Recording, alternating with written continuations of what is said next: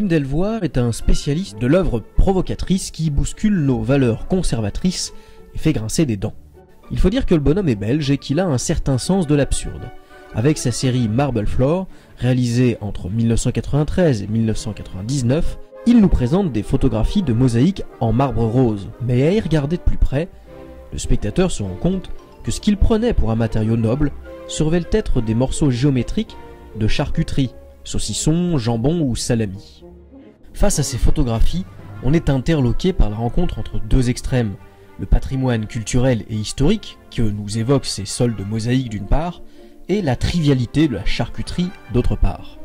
Face à ces photographies, on est interloqué par la rencontre entre deux extrêmes, le patrimoine culturel et historique que nous évoquent ces sols de mosaïques d'une part, et la trivialité de la charcuterie d'autre part.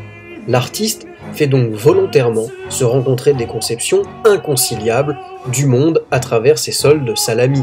Ce qui se joue là, c'est l'opposition du minéral contre l'animal, de l'éternel contre l'éphémère, du rare contre le vulgaire et le commun. Finalement, ce qui peut interloquer le spectateur, c'est de ramener à l'état d'une nourriture périssable et plutôt populaire, un symbole architectural évoquant la culture, l'éternité et la beauté.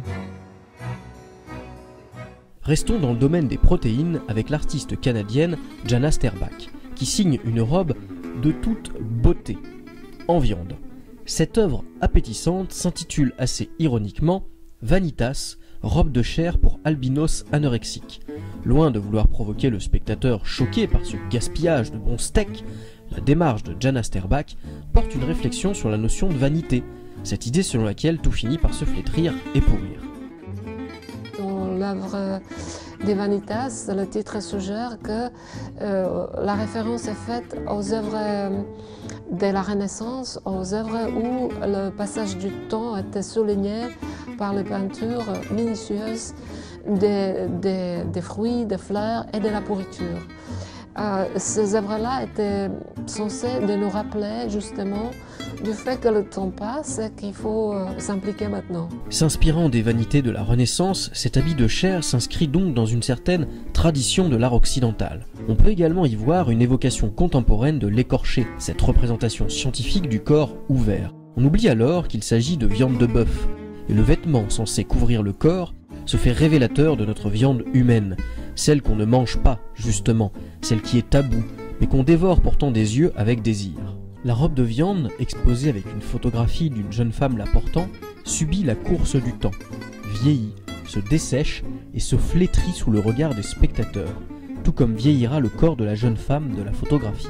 Cette robe, qui peut nous sembler répugnante, nous renvoie à notre propre corps, notre propre chair condamnée à l'affaissement et au pourrissement.